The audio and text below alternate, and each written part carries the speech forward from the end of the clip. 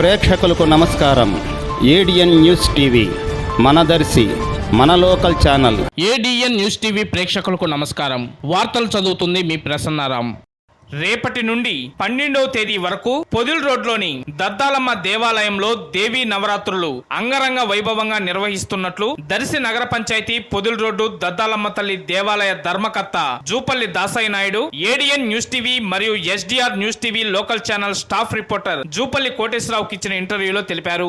ఈ సందర్భంగా వారు మాట్లాడుతూ ఈ నెల 3వ తేదీ బాల త్రిపుర సుందరి దేవిగా, 4వ తేదీ గాయత్రీ దేవిగా, 5వ తేదీ అన్నపూర్ణాదేవిగా, 6వ తేదీ లలిత త్రిపుర సుందరి దేవిగా, 7వ తేదీ శ్రీ స్వర్ణ కవచాలంకృత దుర్గాదేవిగా, 8వ తేదీ శ్రీ మహాలక్ష్మి దేవిగా, 9వ తేదీ శ్రీ సరస్వతి దేవిగా, 10వ తేదీ శ్రీ దుర్గాదేవిగా, 11వ తేదీ శ్రీ మహిషాసుర మర్దినిగా, 12వ తేదీ శనివారం శ్రీ రాజరాజేశ్వరి దేవిగా శరణ్ నవరాత్రుల ఉత్సవాలు అంగరంగ వైభవంగా జరుగుతాయని, కావున భక్తులందరూ ఈ ఉత్సవాల్లో పాల్గొని జయప్రదం చేయాల్సిందిగా దద్దాలమ్మ తల్లి దేవాలయ ధర్మకర్త జూపల్లి దాసయ్య నాయుడు ఈ సందర్భంగా తెలిపారు.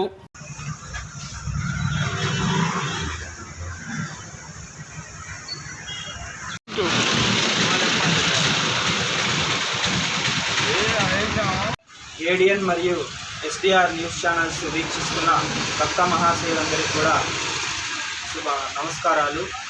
మన దర్శి నగర పంచాయతీ పరిధిలో ఉన్న పొదిల్ రోడ్డు దద్దాలమ్మ తల్లి దేవస్థానం నందు ఈ నెల అక్టోబర్ నెల ఆశ్వీజ శుద్ధ పాడ్యమి అనగా 3వ తారీఖు నుంచి 12వ తారీఖు వరకు మన దద్దాలమ్మ అమ్మవారికి శరన్నవరాత్రులు అంగరంగ వైభవంగా జరుగుతున్నాయి. కావున 3వ తారీఖు నుంచి బాలా త్రిపుర సుందరి దేవి అవతారంతో మొదలుకొని దసరా రోజు విజయదశమి రోజు రాజరాజేశ్వరి అమ్మవారిగా మన దద్దాలమ్మవారు కొలువు చేరుకోతున్నారు. కావున ప్రతిరోజు సాయంత్రం కూడా 6:30 గంటల నుంచి 9 వరకు అమ్మవారి దగ్గర భజన కార్యక్రమం జరుగుతుంది. తర్వాత లక్కీ డ్రా కూడా తీస్తారు. అలానే ఉదయం 9 గంటల నుంచి మధ్యాహ్నం 12 గంటల వరకు, తర్వాత సాయంత్రం 6:30 నుంచి రాత్రి 9 వరకు కూడా అమ్మవారికి యథాశక్తిగా కుటుంబం జరుగుతుంది.